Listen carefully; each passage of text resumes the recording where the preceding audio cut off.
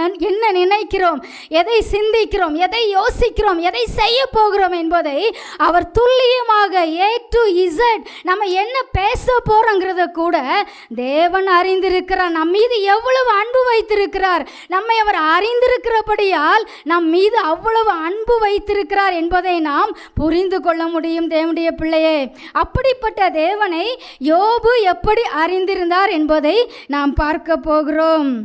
அந்த யோபுவின் புஸ்தகத்தில் பார்த்தீங்கன்னா, யோபுவின் மனைவி அவரை அறிந்து கொண்ட விதம் வேறு, அவருடைய நண்பர்கள் அவரை அறிந்து கொண்ட விதம் வேறு.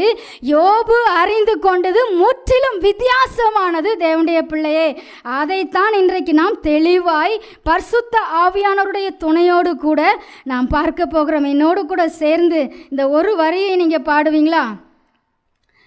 யாரும் அறியாத என்னை